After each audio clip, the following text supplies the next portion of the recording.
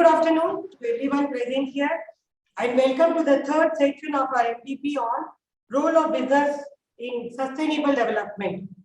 Thank you for joining us for today's section. So today we are presenting a section on role of business in sustainable development during COVID-19 crisis, presented by Professor Charan Singh, CEO and Director, EGROW Foundation, NOIDA, former RBI Chair Professor of Economics, IIM Bangalore. Before we go further, I want to give you some instructions. So kindly follow these instructions for the smooth flow of the session.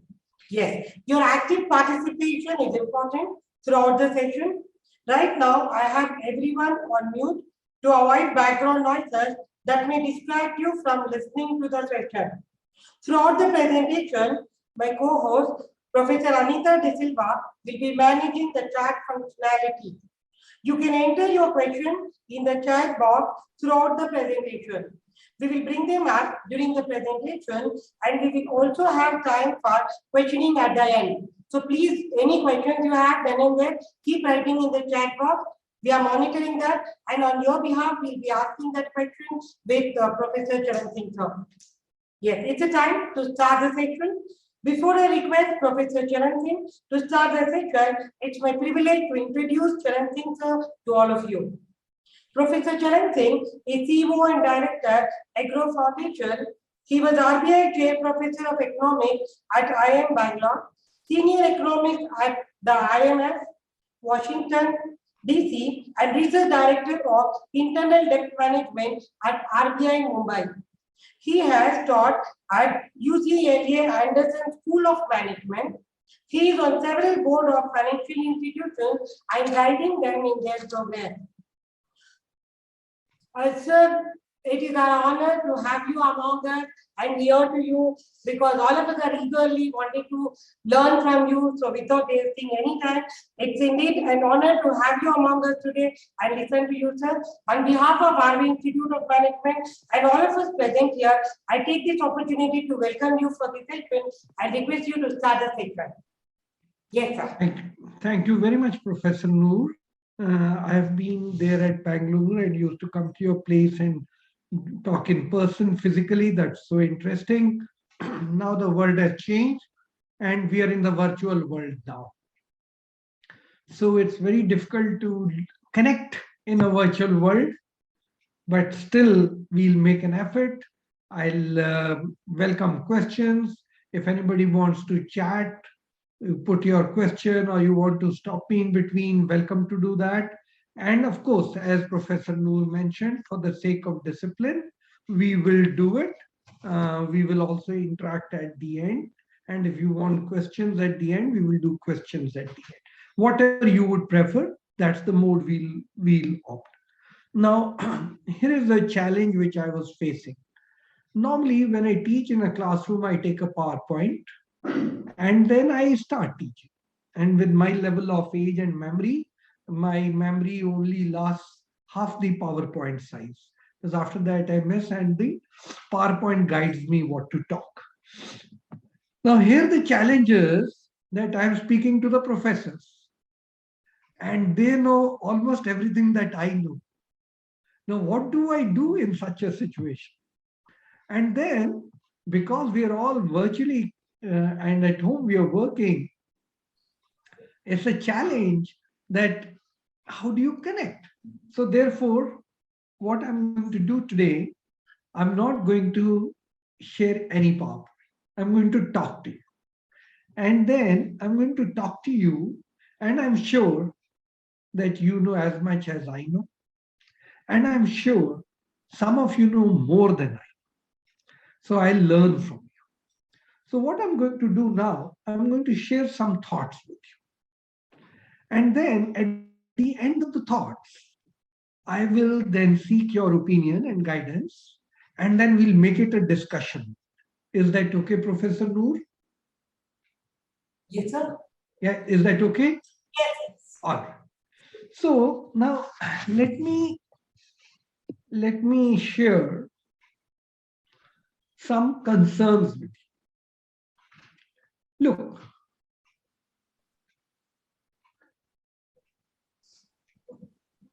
Look, I was the senior economist at the International Monetary Fund, and I was given the task of looking at international reserves. So I went and spoke to some countries on international reserves, and one country was very angry with. Why am I speaking to them on international reserves? So I told them, look, this is part of my assignment. And they said, well, do you know we are an oil producing country? I said, yeah, I know you're an oil producing country. And he said, the oil below the soil, to whom does it belong? So it belongs to you. It's your country. No, he said, it belongs to future generations. And he said, the oil which is under the soil has been there for many generations. That means past maybe 100 generations have contributed to that wealth which is under the soil. And I am only a bead in the long thread of the history of the country. And who am I to pull out that oil from under the soil and sell it? Because the soil has been provided to my generation by previous 100 generations, don't I have the responsibility and duty to make sure that this oil goes for next 100 generations? Who am I to take the oil out of the soil and sell it?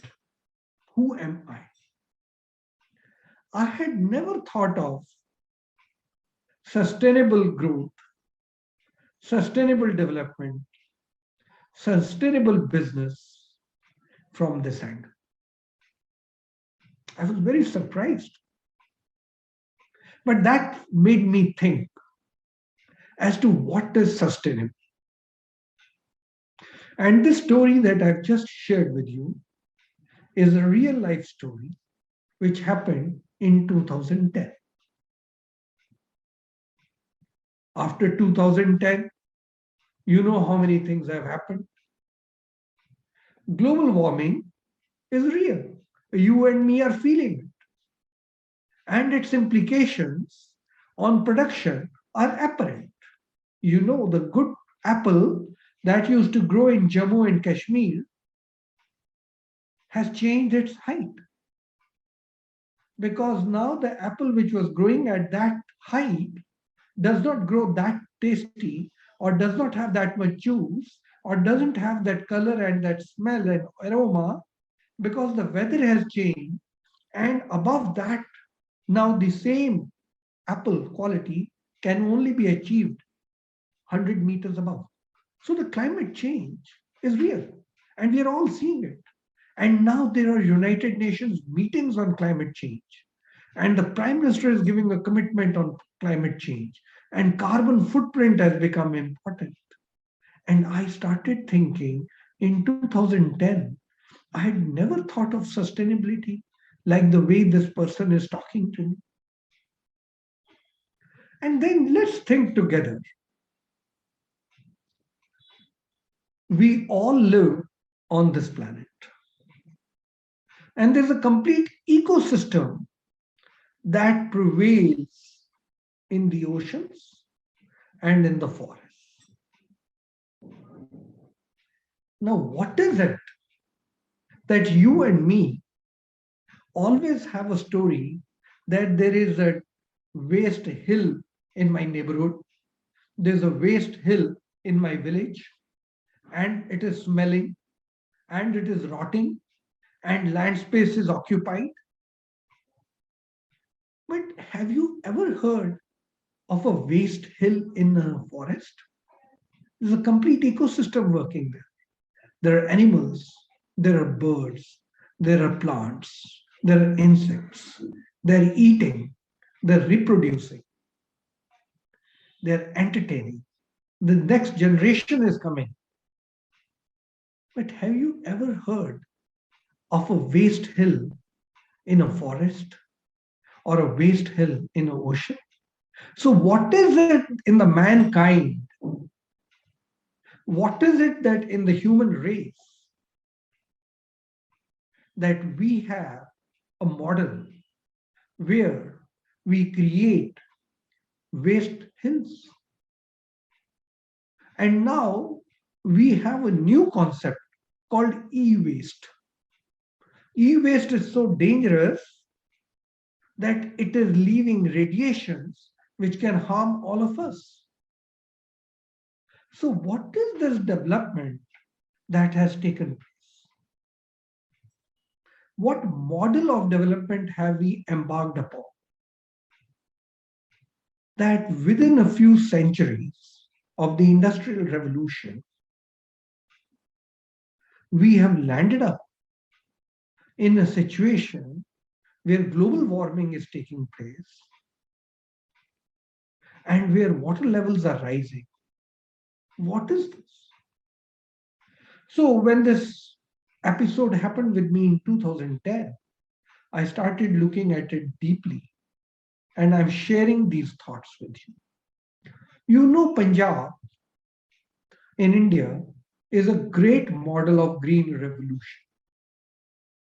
In 1960s, we were food insufficient, and the green revolution was happening in Punjab under the high yield variety seeds. And what did green revolution do? Green revolution provided us food sufficiency. Today, we are no more insufficient on food. But what did green revolution do to Punjab? The high yield variety seeds wanted high quantity of water. And therefore, the water table of Punjab has depleted sometimes at a speed of 3 meters a year because the high yield variety seeds needed it. Because the seeds were very productive, the land was exposed to insecticides and pesticides and fertilizers. All these years, there was organic fertilizer, animal waste. And now we had chemical fertilizers. And what happened to the soil? The soil quality deteriorated very rapidly. And we never realized that the worms and the insects and the ants in the soil, they are there to rejuvenate the soil. We never realized that. And we went about changing the cropping pattern in Punjab from 24 crops that they used to grow in a year. They restricted themselves only to paddy and wheat because the government gave them the minimum support price. So the water table went down and down. The soil quality deteriorated. These organisms who lived in the soil, they died. And now the soil has become like a desert. And water table in Punjab is so depleted that water resources are only available for the next 17 years, under soil water resources. And when time for stubble burning comes, the air gets polluted. What is this development model that we chose that the variety of agriculture produce suffered, air quality deteriorated, water table receded, and the soil became like a desert sand. And now there are fears that the ocean water will seep into Punjab because Punjab's own water table has depleted so rapidly, and from the borders, from the ocean, the water, Arabian Sea, water will reach, ocean water, saline water will reach Punjab, and Punjab will become a desert. What type of development model have we adopted? Now, this is what we need to think. Now, let me take you on this thought journey and say, knowing what India is, it is a civilization which has survived 5,000 years, recorded history. And in these 5,000 years, we were under alien rule for nearly 1100 years.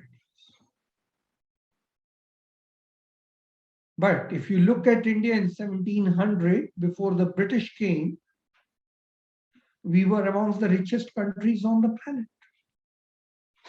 And if you look at 1,000 years back, people from all across the world wanted to come to India, were searching for India, and would take almost every type of risk from land to ocean to reach India. India, according to various studies, was accounting for 33% of world output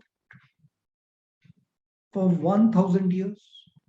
For 2,000 years, India accounted for world output ranging between 20 and 33%.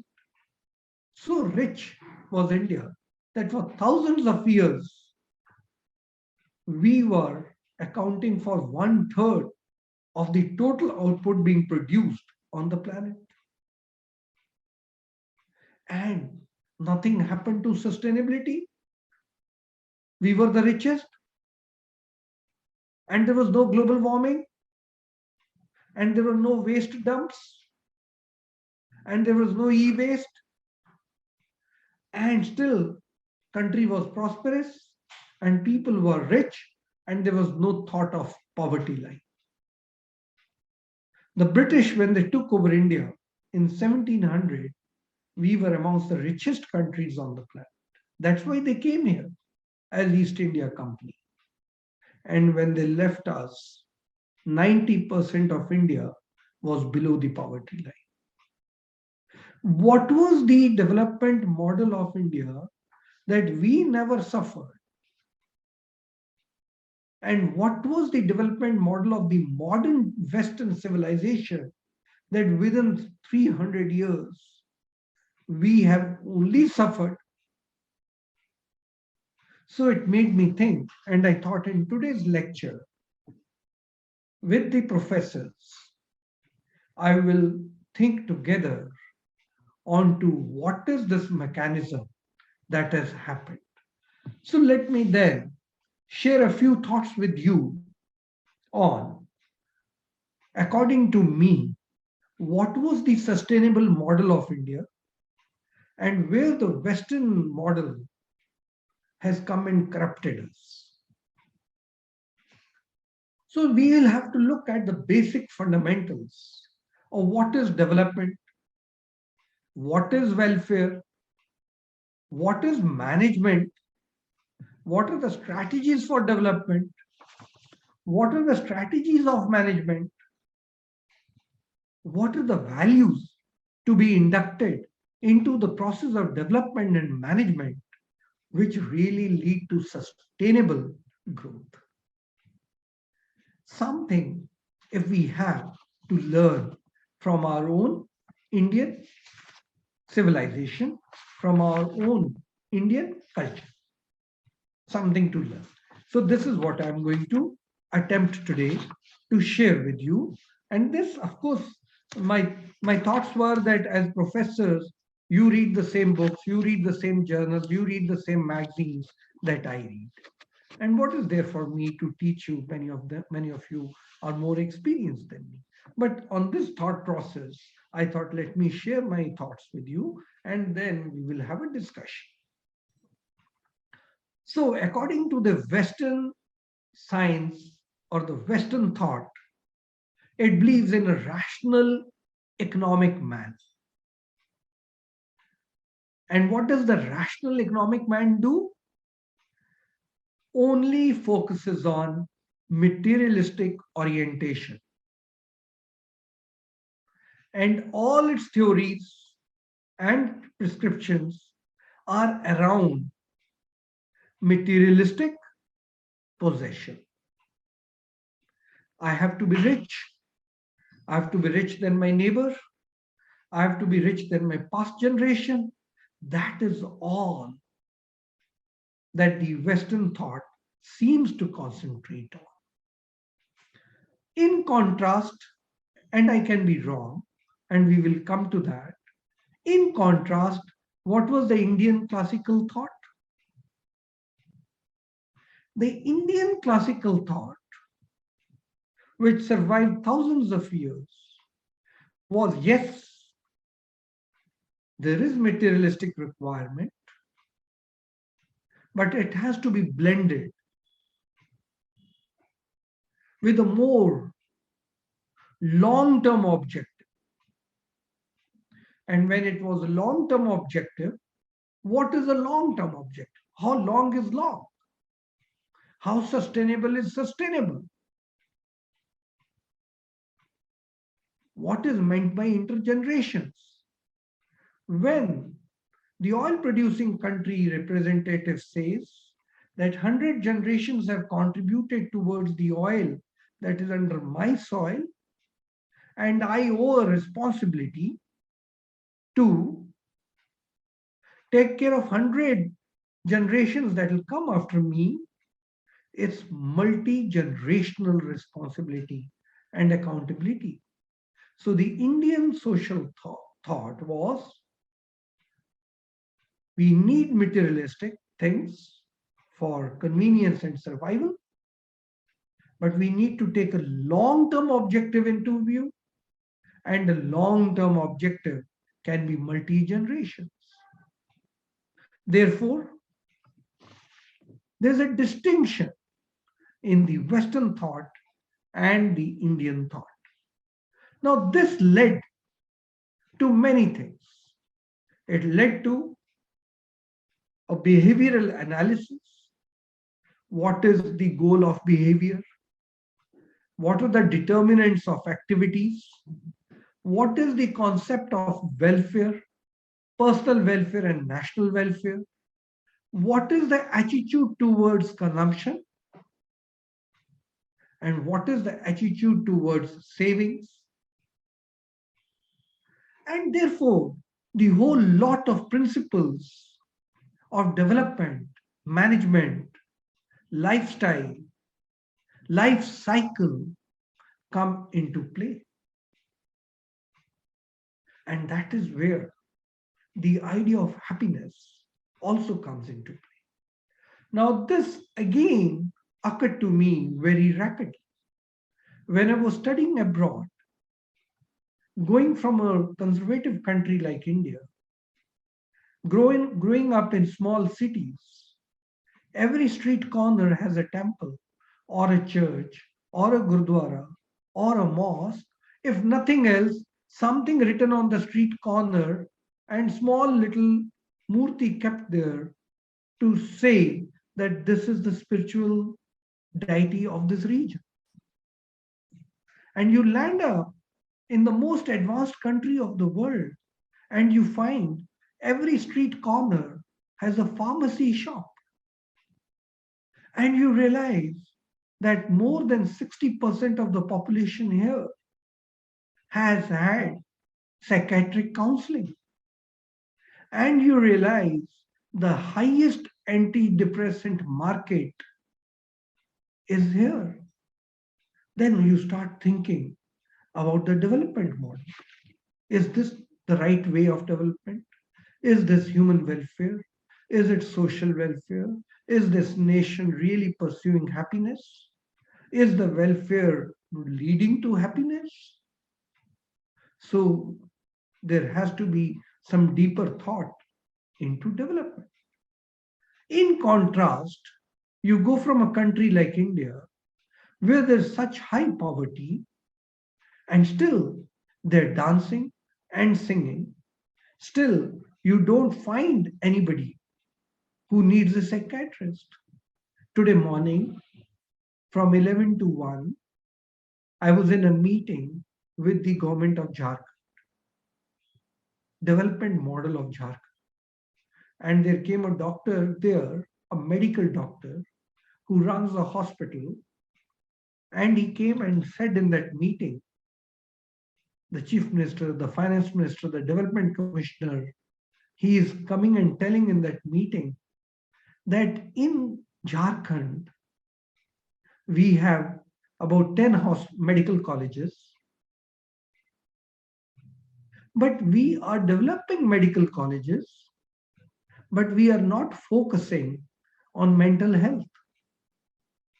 And this doctor is saying that after COVID, instances of mental health are going up and we need to look into it.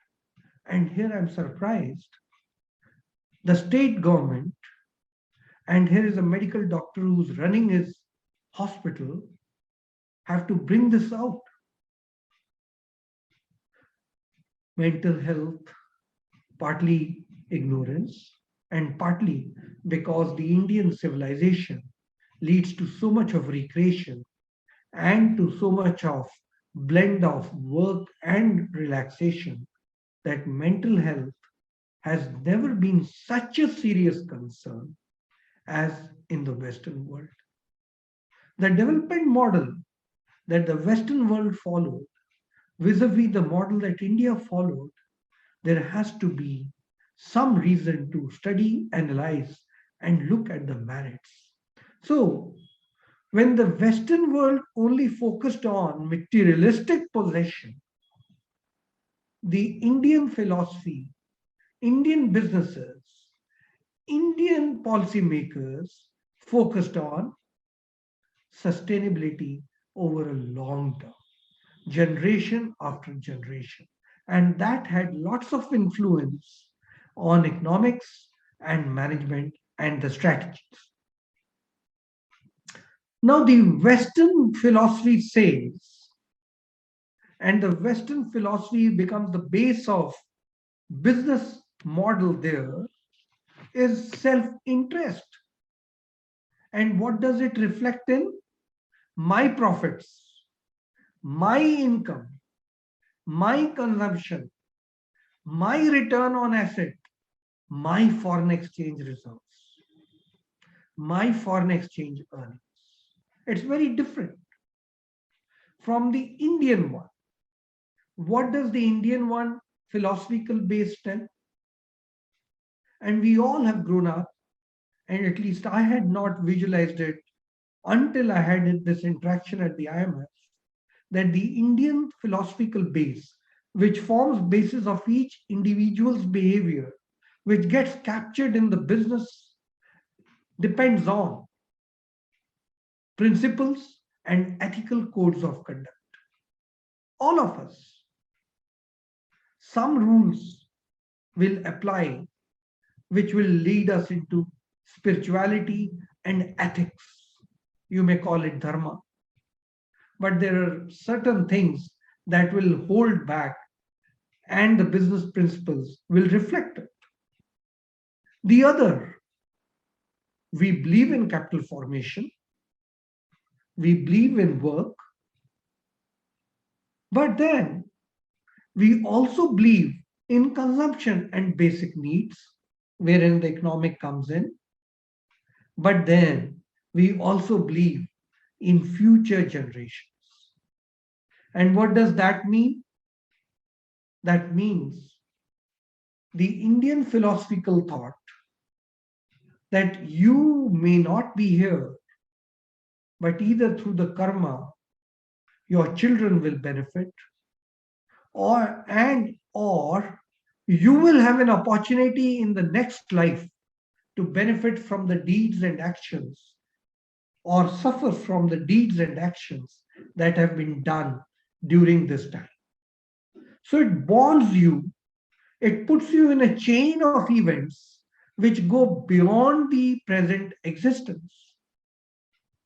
Now, in, of course, Indian thought, it would be called as dharma, then kama, then artha, and moksha. But basically, the principles that guided the Indian individual, Indian business practices, Indian policy makers was that you have to follow some ethical codes of conduct.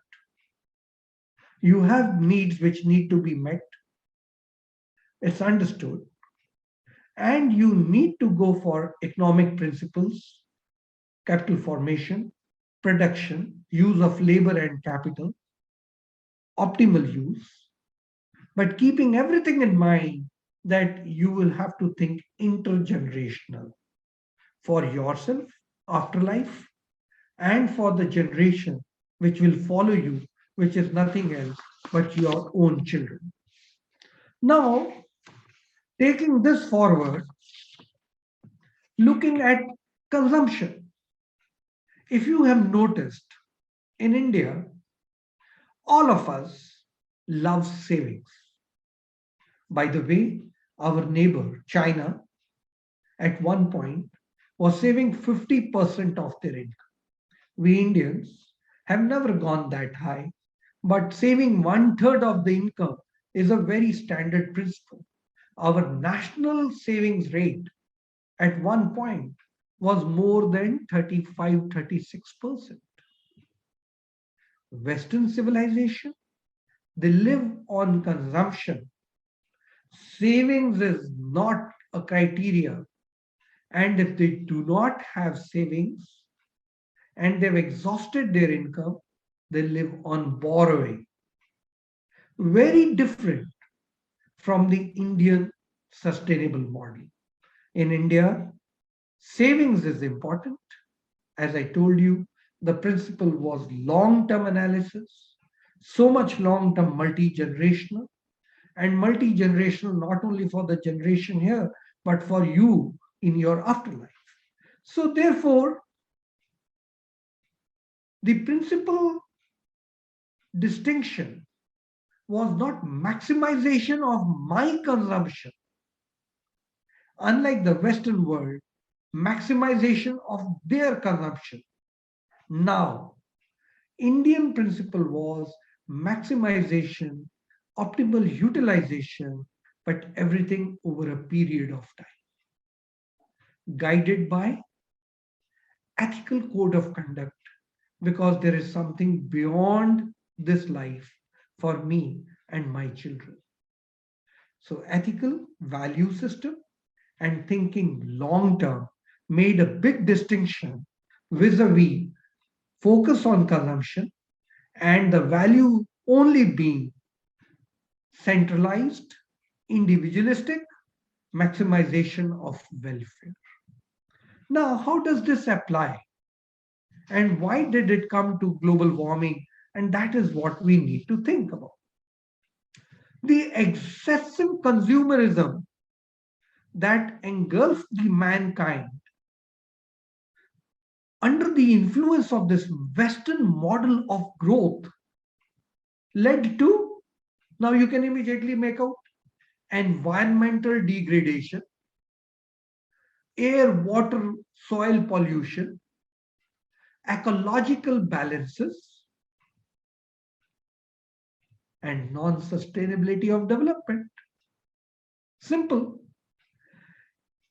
In 1993, I read a novel by Ken Wilber, editor of New York Times.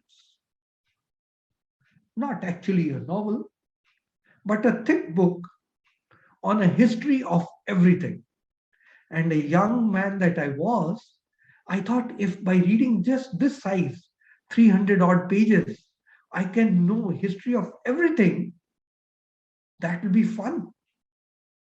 So I was a PhD student and I bought that book and I read it cover to cover. And oh God, Ken Wilber, editor of New York Times, was writing that we are all dependent on each other. If a man thinks he's superior, well, he's on the top of a mountain of the whole ecological system. And if anything crumbles, collapses, the man is the first one to collapse. I had read it, but I had not understood it. Till 30 years later, when the whole world is crumbling now because of carbon footprints and global warming, and everybody is now looking at the effects of climate change. On the other hand, the Indian sustainable model survived on sustainable consumption, proper place for savings, and shunning excessive consumerism. That was the Indian model. That made a big difference. When you say 33% of the savings, what does this savings imply? It means either investment or, guess, promotion of values in the society. That means charity. So you give to a poor man, give to somebody who's deprived, give to people who are elderly and old who can't earn. In a way, it ensures, if it is investment and capital formation, there is intergenerational transfer of resources. In case there is charity, it is sustainable of demand. So the system, by virtue of its philosophy, ensured sustainability over multiple generations. Now, this is where the karma theory comes. What does the karma theory say? Karma theory said, as you sow, so shall you reap. You are investing, you are producing, but if your labor is unhappy, then karma theory swings in, and you know that you will have to be unhappy, because if I sow something which is hurting others, I can't be happy. So the labor attitude became very important. Unlike the Western civilization, where you exploit the labor for my materialistic gain. You exploit the labor for my welfare, not labor's welfare. You exploit the labor for my profits, not the labor's profit. Now, this whole thing changed in the Indian civilization. The Indian growth model, which sustained without any environmental concerns, survived because it had a longitudinal objective, multi-generational, and the guiding ethical principle in production, in business, was the happiness and welfare even of the labor which is contributing towards your production using your investment. Unlike the Western model, which said, it is my investment. You are simply a labor. You are a slave. Unlike the Western world, the Indian world said no. There is karma. I cannot exploit the labor, cannot hurt the labor and enrich myself. But because my demands were already limited under the ethical code of conduct and under the principles of charity, I was not able to exploit. I had no intention to exploit.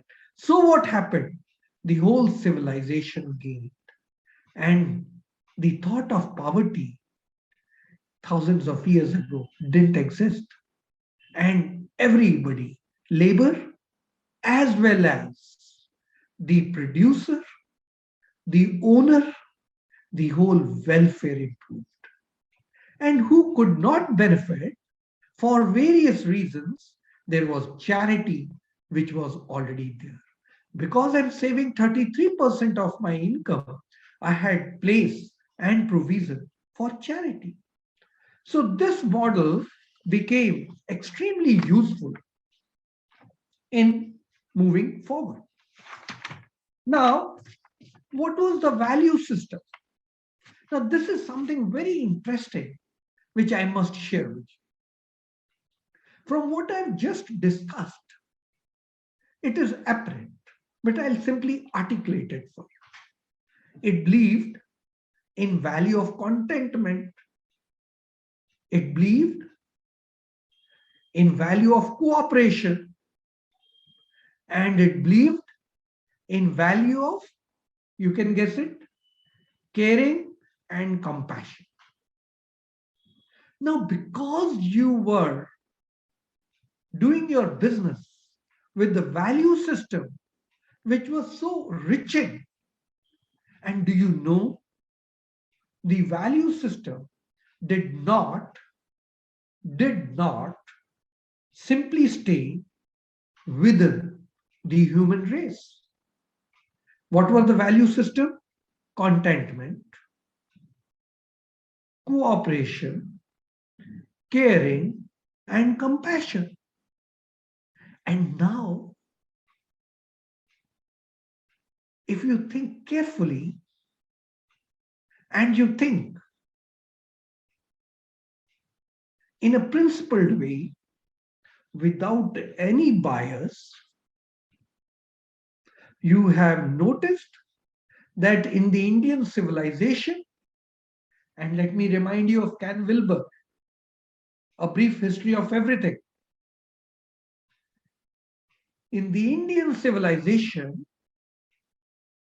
everything is woven together. The plant is worshipped. The birds as a vehicle of gods is worshipped. Even the snake is worshipped. The cow is worshipped. And do you know?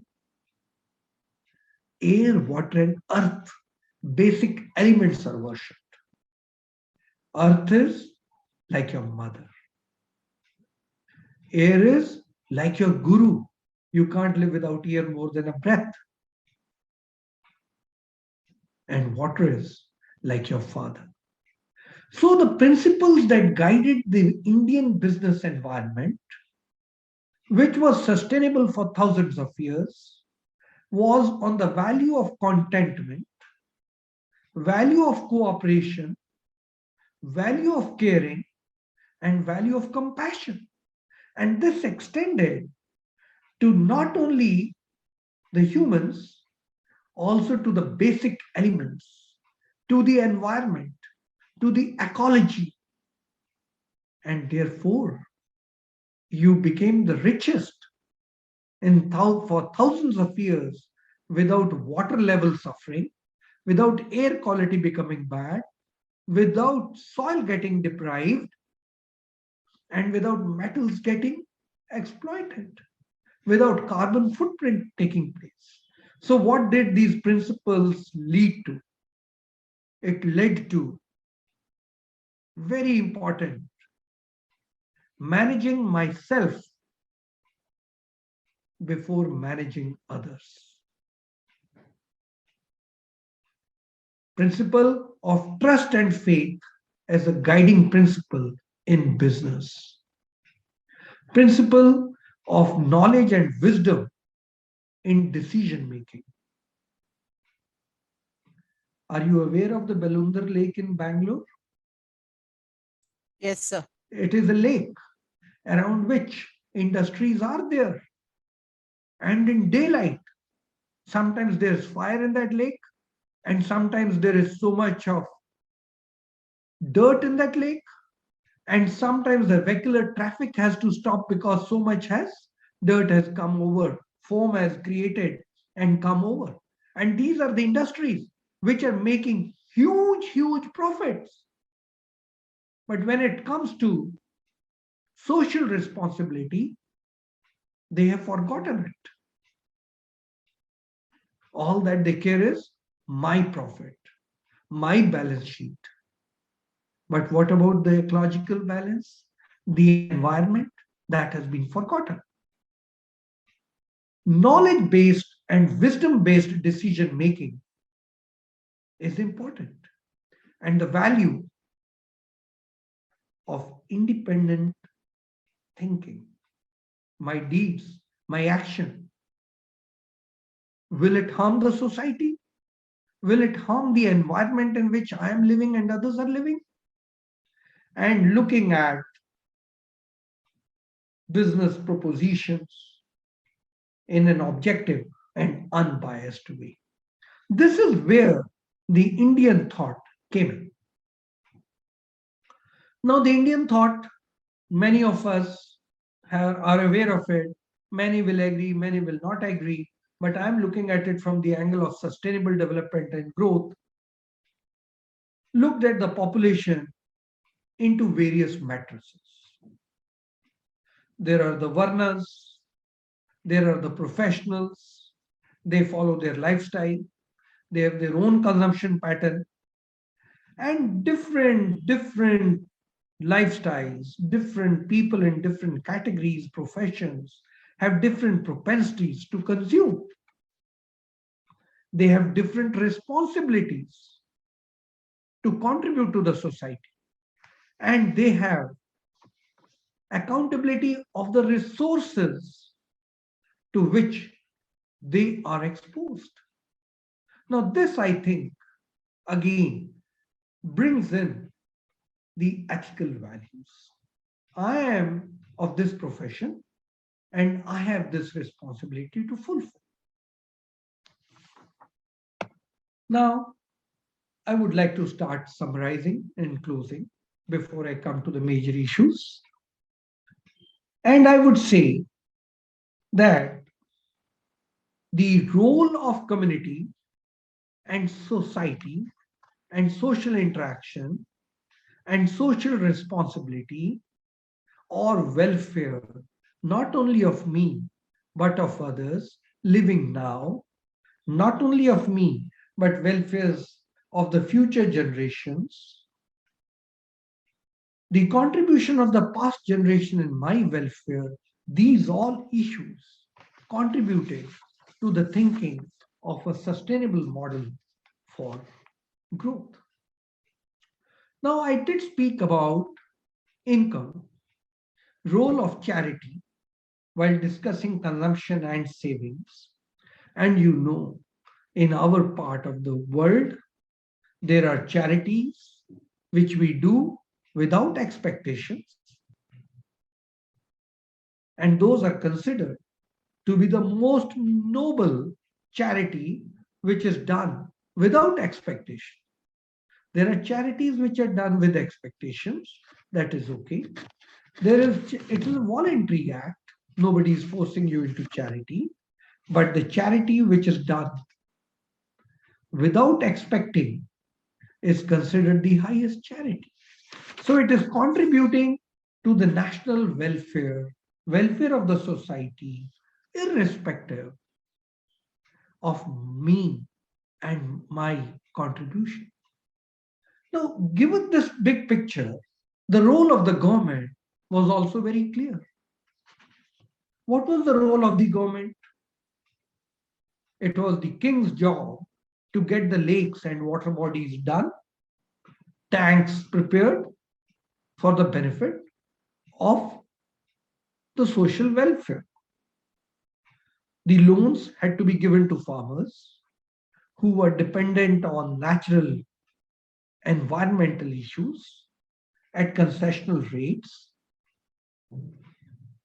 Internal security, protection of the citizens, and production mechanism had to be protected by the government. It was the government's responsibility and the responsibility of the king to take care of the blind, the dumb, and the sick, lame. And then the responsibility of the king was clearly marked, and he had to take care of the external defense. And these issues were almost related. If the king did not, or the government did not do these functions, then that king is faltering on his duties, and the ethical values are being compromised, and therefore the intergenerational impact of this will have to be borne by the king or his next generation. So there you see a binding has been made on the government. When it came to monetary policy, even those times, and this is in Kautilya itself, which says the interest charged on the loan has to be dependent on the risk being taken. The loan given for exports is having a higher rate than given for domestic production and utilization here. Loan given for goods to move through the forest to another city have to pay a higher rate of interest. Loan given for sea route used to get a different rate of interest. So therefore, the Indian economic system, the business sustainability model, did take care of the risks that would be required in assessing the loan. That thought had gone in. And therefore, people were ready to pay that higher rate when they knew the profits are higher. The king was also expected to collect taxes. But what was the example given? Like a bee collects honey from plants. Flowering plants, the bee goes, takes a little bit, the flower is okay, does in return pollination, but does not break the flower, does not ruin the flower. So the burden has to be taken care, but it has to be very light. So the fiscal policy was also being taken care. Now, having spent such a long time in giving my understanding of the distinction between the Western model, which has led within 300 years of such high climatic concerns, environmental concerns, and bringing the world to a collapse vis-a-vis the Indian model, which sustained itself for thousands of years without any of these concerns. Let's come and discuss a few contemporary issues. If we need a sustainable model of growth, there has to be a walk together with the government and the private sector. The private sector has also to play a role. But there has to be mutual trust between the government and the private sector. And I've always said it now, we did the nationalization when you needed banking penetration in the rural areas. Starting from 1949 when we nationalized Reserve Bank of India, and 1955 when we nationalized State Bank of India, and 1969 when we nationalized commercial banks, and 1980 when we nationalized more commercial banks. We had the priority sector lending, where we said, as a regulator, as the owner of some banks, that we feel these are the areas, economic areas, which need support: agriculture, MSMEs, exports, and the banks should provide it. The banks didn't. When it came to opening accounts of the poor and downtrodden, or people who did not have access to good roads and reach a bank, we did business correspondent models and we did the Jan Dhan Yojana. There's a trust between the government and the bank. That trust has to be now capitalized. Do we need so many banks? With electronic transactions taking place and the Jam Trinity having been there, the Jan Dhan, the mobile phone and Aadhaar card, do I need so many public sector banks? Do I need so many brick and mortar branches? Maybe no. So now's the time when you start privatizing the banks. So there has to be sustainable goals which the government and the private sector have to define, and then they have to meet it. Similarly, you must have noticed Zomato plants trees under its environmental concerns because it says in the food delivery, their sales boys use motorbikes which leave a carbon footprint. So there are sustainable goals and the private sector has a role to play while the government also has a role to play. Consumers are brilliant and started showing preferences for brands that are sensitive. Those are sensitive to sustainable development goals. They are, some live example, moving away from animal milk to soya bean milk because they came to know that animals are exploited for profits by the milking industry. Some, knowing that so much of harm is caused to the animals in producing meat, have shifted to soybean meat so that animals are not impacted. The young generation is beginning to think like the Indian civilization. When you talk of principles of caring and compassion, you don't restrict only yourself to the labor in your factory, but you start thinking of the whole ecosystem, including the food that you eat and the supply chain and things that happen to the animals that reach your food plate. The very principles of Indian philosophical thinking that sustained India for such thousands of years are what the young generation are beginning to self-realize. Food packaging, thinking in terms of sustainable packaging, thinking in terms of recycling of material. And all this is helping to improve the brand reputation of those companies who are giving it a thought.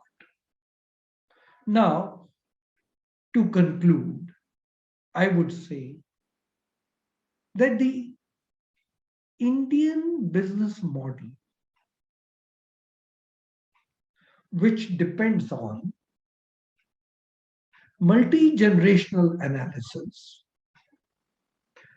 the guiding principles of which are caring and compassion, and of course contentment, is something which we need to teach to our students in our classrooms. We have not. We have taught our students basically the principles of my welfare overrides everyone else's welfare. My car has to be better than everyone else. My house has to be the most magnificent than anyone else. This teaching in business sustainability model has to move from me to ours. And when we say The society should benefit. The environment should benefit. The country should benefit. I think we will not follow, we will not fall in the rat race of the Western civilization, which brought the world to the brink of collapse. I think we will encourage our students, and many of them will understand that the sustainable model of development and growth is only possible when we talk of us and ours. The Ken Wilber's book, A Brief History of Everything, published in 93, I think, is so important. And this book, when you read, we are so fortunate we are in the Indian civilization. When you read this book, you will feel Ken Wilber must have visited India and realized the merits of thinking in terms of us and our vis-a-vis the New York culture of thinking in me and mine. That is the difference. On a sustainable basis, we can bring our students back to the glorious learnings of India's civilizational past. I'll conclude here, and I'm more than happy to take questions. I've deliberately kept about 20 minutes for question answers. Thank you, sir. As usual, so much information. Full chat box is flooded with the. Okay. They are complimenting me for finding you a resource person and presenting it to them. So they are very happy with the session, sir. Very good, sir. Every time we invite you, you come and you really create more, more kind of thing. We want more sessions from you like that. Wonderful sessions are very. Now, what are the questions that you think I should answer? Yeah. We'll go ahead with some time for questions and answers. So just a reminder, please be sure to type your questions in the chat box. So we'll be taking the question and answers now. Yes, sir, I think we have few questions now. I request my co-host, Professor Anita De Silva, to ask questions on behalf of participants. Yes, ma'am. Thank you, ma'am. And thank you so much for a wonderful session. Every participant has a feel of the session. They have found a teacher in you, and the role of community welfare of future generation, contribution of past generation to of welfare. These are the areas that you have touched upon. Today's situation of financial standing also has been taken into account. And definitely we can take these topics to the class and, regenerate our, what you call it as the glorious past and bring it to our students. There's a question from P. Sri Harsha, sir. This question is related to environment. He asked about environment provides bliss to people leading their perfectly lives. River bless us with the sacred water and provide us health. Night, morning, vegetation, sun bless with peaceful life. A cow provides us milk. The source has been taken from Rig Veda. Veda stated the same sustainable development and mutual coordination ages back. Can't we bring it back to our Indian society and spread the light to the world as Vishwa Guru? This is the question, sir. I totally agree with the professor who has raised that question. P. Sri Harsha. Yeah, I myself am of the view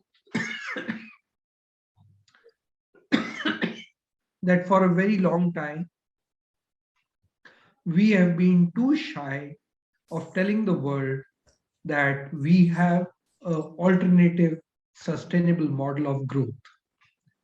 In this alternative sustainable model of growth, you live in an environment where you feel everything is home.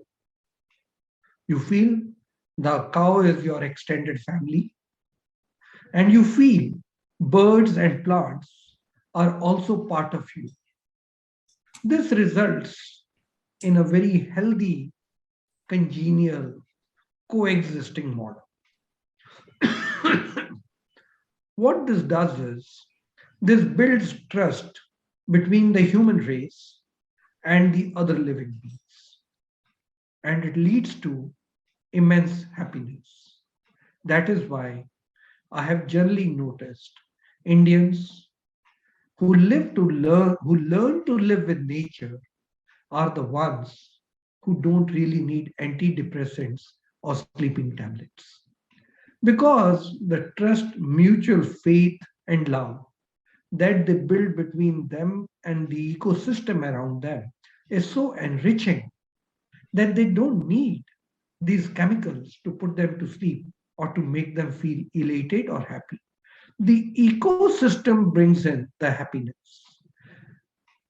Now, these days, there are understandings that instead of teaching a child only how to read and write, you teach the child to appreciate the good things that are there in the society. Appreciate good things that they are in nature. I am 61 years, and I'll tell you, I'm now starting to see the ecosystem around me. When I used to live at IIM Bangalore on the campus, I had a tree, and on the tree, there's a complete culture taking place. There are ants, there are birds, and everybody is happily moving. The sunlight used to decide who will move at what time. There are plants, there are ants which move in the night, and there are many more which move in the day. Now, if you look at the birds, and there are so many migratory birds that come via Delhi to places in Rajasthan. You should, if you get a chance to go and see, they eat, they enjoy, they reproduce, they take care of their generations exactly as me and you do. What is the difference then between us and them? If all life we have to only spend in learning to earn and earning to just survive. There is so much in nature that we need to learn from the nature, appreciate in the nature, connect with the nature. And that is why the Indian philosophical system, which said, yes, economics and commerce is one part of your life. Ethical code of conduct and living is another. And long-term view of your children and of your grandparents and of your afterlife has also to be taken into account. This holistic picture makes you work efficiently, but with a long-term vision. And that, I think, plays an important role in your health. Then you don't have to teach in the classroom the work-life balance. It happens automatically because you realize work is important, but only for such purpose.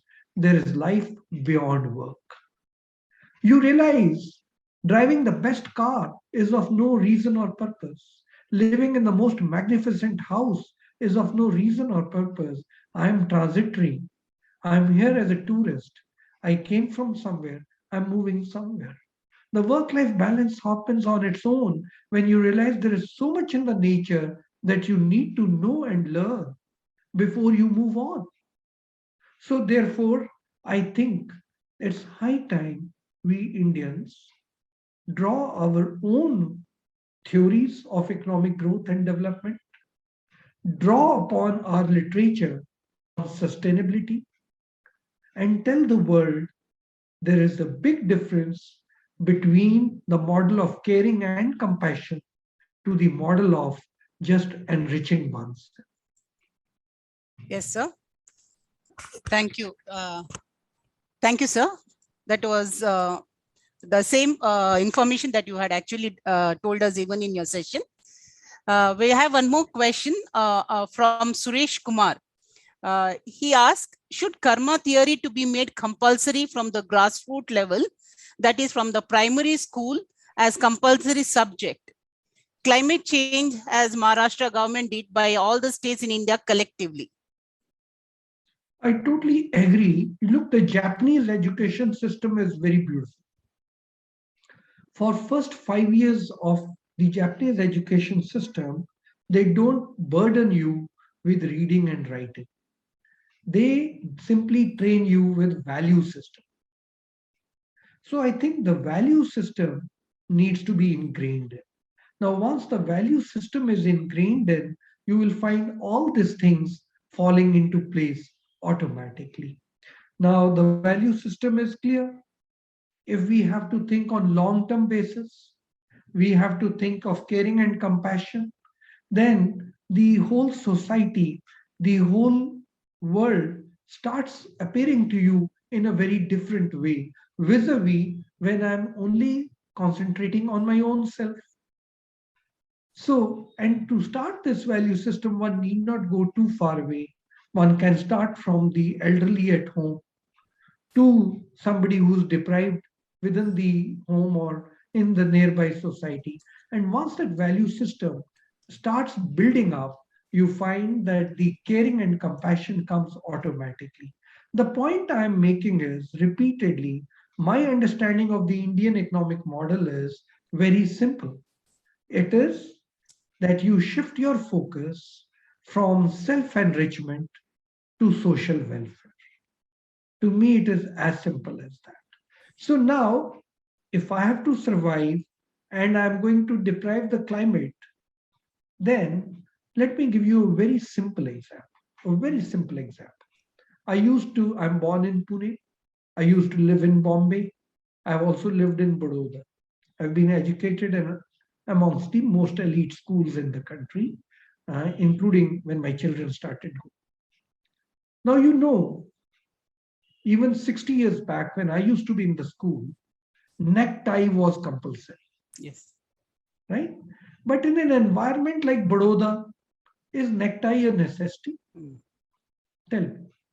When I picked up the job in the Reserve Bank, the culture was we all go in a three-piece suit to office.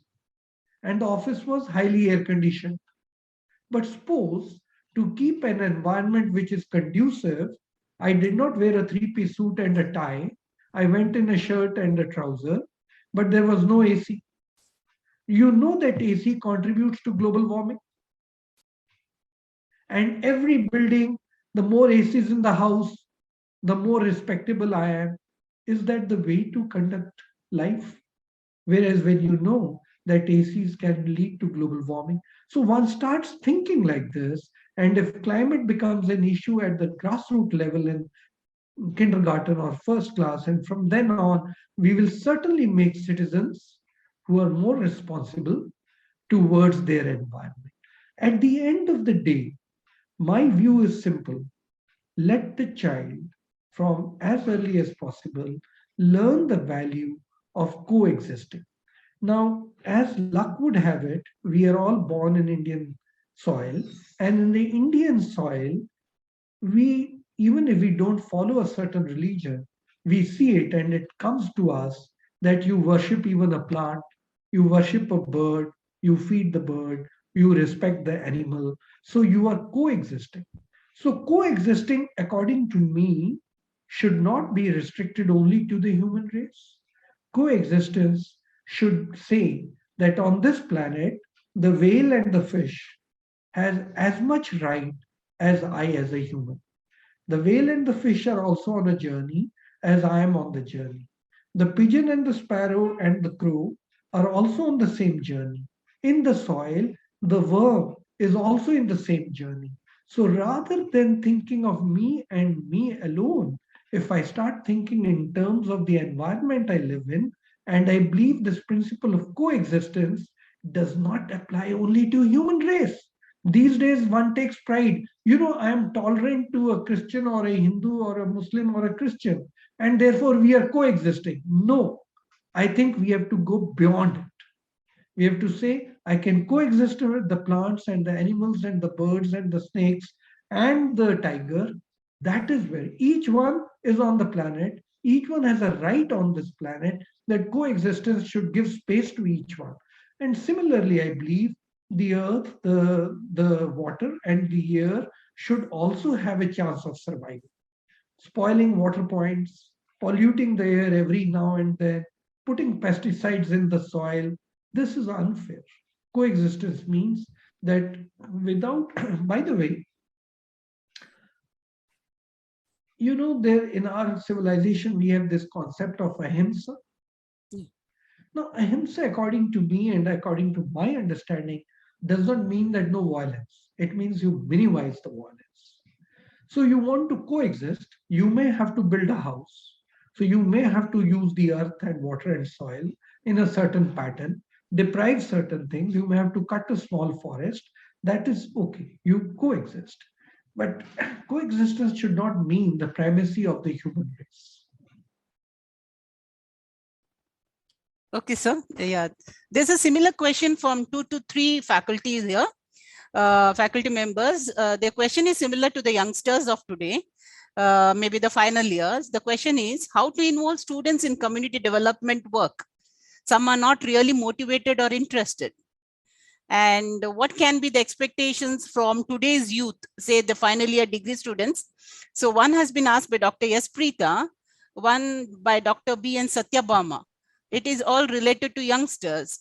And there's one more question from Dr. Emma Jansi Rani. Since you had in your session spoke about India's glory of Indian civilization, bring back to the Indians. So the question is, how can we reinfuse the glory of Indian civilization back to Indians?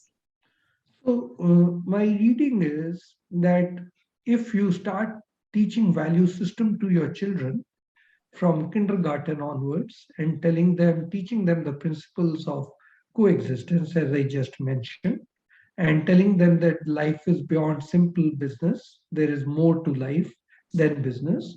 There's more to life than earning a living. There is much more to life because life is just not feeding the stomach. The plants, the animals, the birds, the insects, they also live, they also reproduce, they also have children. Some of them are very, very motherly and fatherly towards their offsprings, but they have no money. Have you ever thought, how does that economy work? How does a bird, when it comes and sits on a tree, the tree gives it the fruit and the bird gives it something? How come this bee goes to the flower, takes the honey, but pollinates it? There's coexistence. If you start teaching the children right from beginning that we are coexisting and there is space for everyone, you will build a society which will be coexisting. The children themselves may not. I may like to go and work in a hospital. Another child may simply pick up some good performance skills of dance and music and go and entertain someone else in the hospital, whereas I may be just helping the elderly. So everybody inside in has that urge to serve if the upbringing and training is done in a right way. Now, children in our own country, we have all been through that age. Scouts are there, clubs are there, NCC is there, NSS is there. These all actually are being wasted. We only get together for some singing, and I remember as a scout I used to go, and basically there's a fire in the night and we used to say that is the scout's life, right? But we have to go beyond it. I think if we start teaching the children and the teachers guide them, and I'm also a professor, so I'm equally responsible.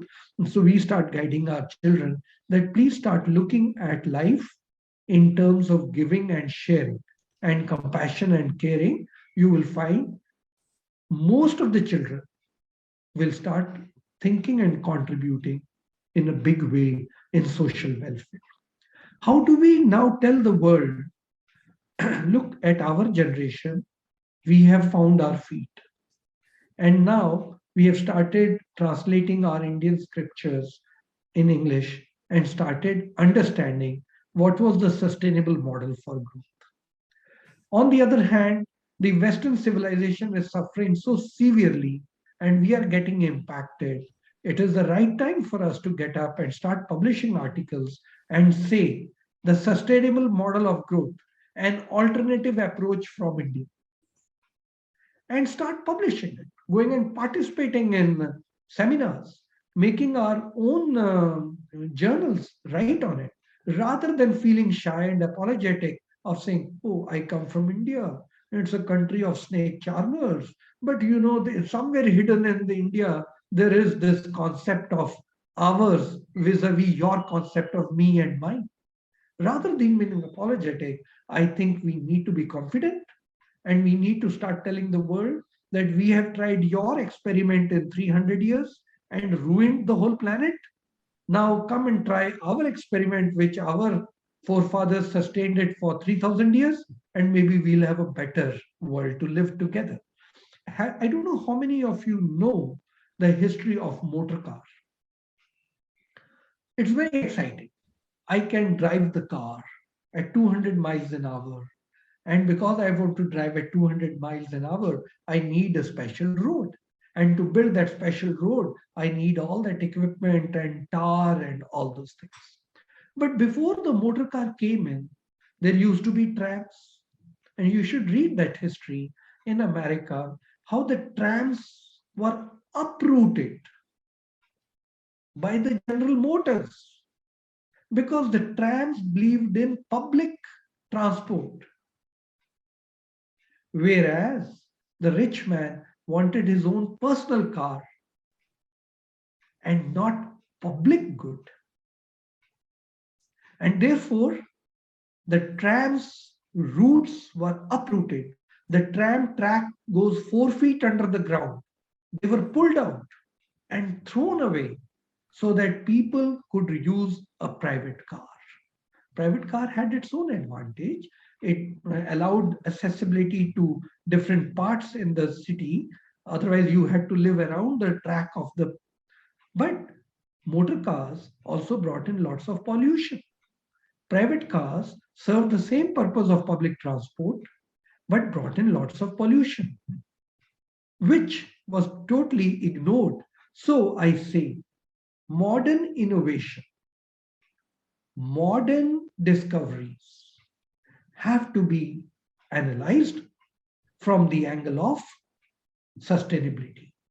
If you say, I will give patent for every discovery, sorry, the patents have to say, what are the side effects of this development, technological breakthrough, and how will it impact the planet and planet's global warming, and whether it's acceptable given our present level of crisis that we are in. Why should every discovery be patented? Why should there not be a criteria of looking at it from the angle of sustainability? So that part has to be taken into account. The Western world is rich. The Western world will talk of global warming. The Western world will make the Indian Prime Minister lay out a 70 or a 50-year plan, but the Western world has no plan themselves.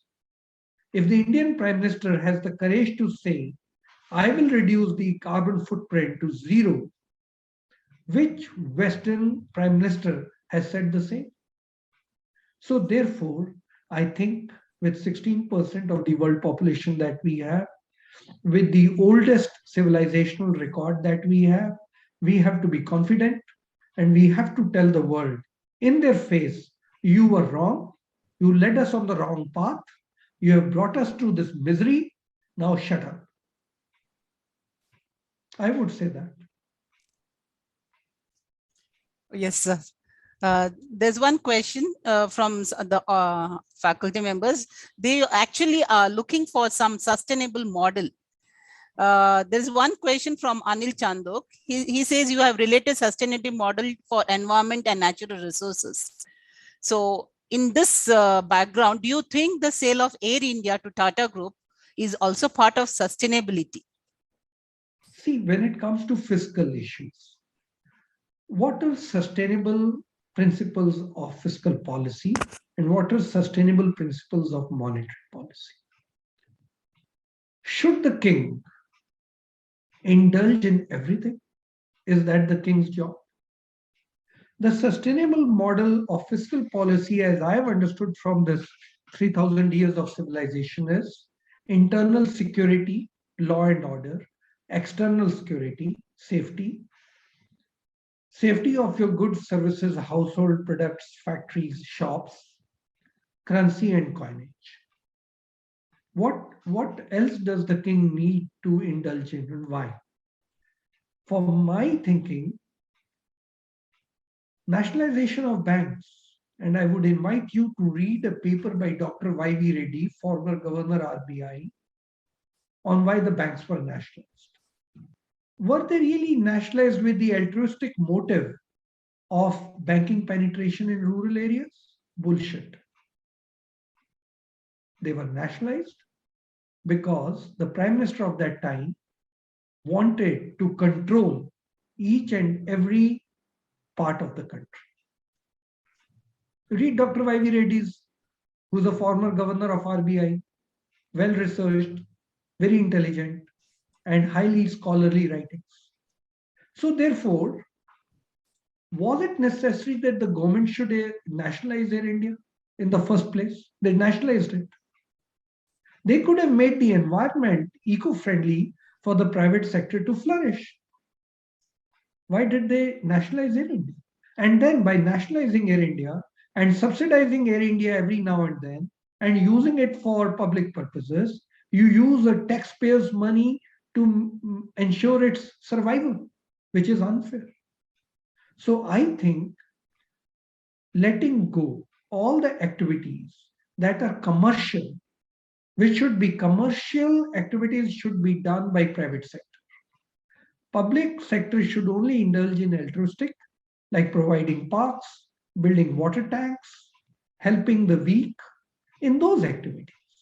The commercial activities should be returned back to the private sector as early as possible, so that the taxpayer who pays tax even on a pack of salt is not subsidizing the high flyer whose ticket is subsidized to fly in India. Yeah, very good answer, sir. Shall we take the last question? One last question, sir. This is from Mr. Nabi Rasool. Sir, can you give few models of sustainable education? What kind of subjects we include in the educational institutions into every course? Something to do with, a course that they're looking for and to bring in sustainable education. To my mind, we have to go back again to the Indian civilization. When the British came here, we all were aware of our cultural concerns, our medical system. We used to live 100 years or more. Enough stories which said Indians used to live even 125 years.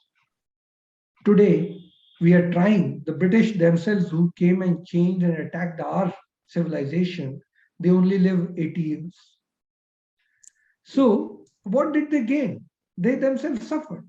Had they come here as students and said, look, we are a country from thugs, we are highway robbers, but you are such a golden sparrow, teach us how did you all become so rich?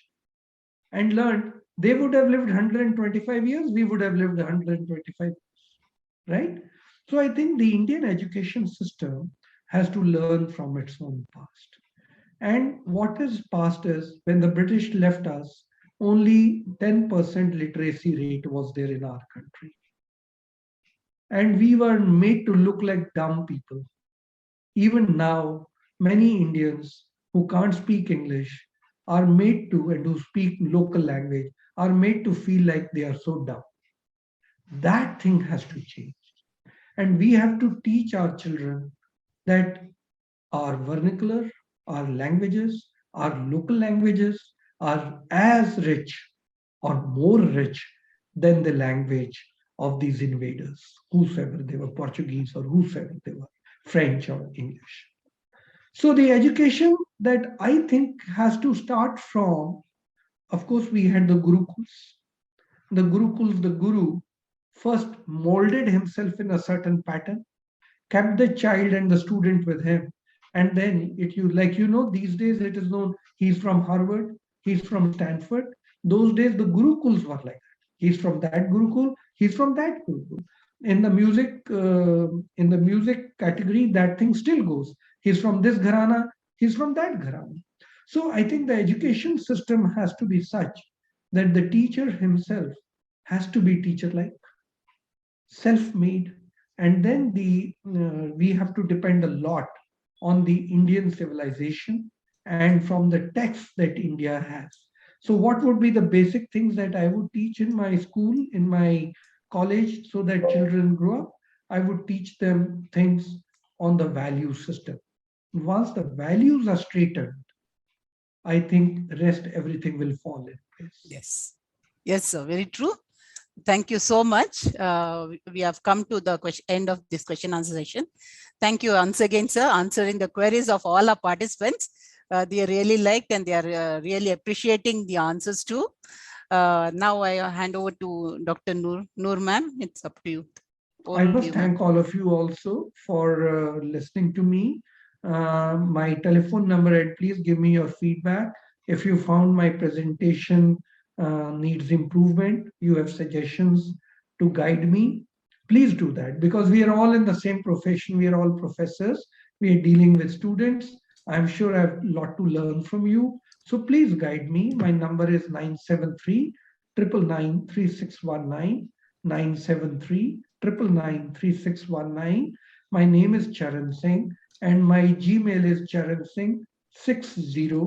That's my year of birth, 1960. Charan Singh 60 at gmail.com. Send me your suggestions, guide me. I'll also improve myself. Thank you. Thank you so much, sir. The legend asking for feedback and wanted to still improve on is really good learning and takeaway for all of us, sir.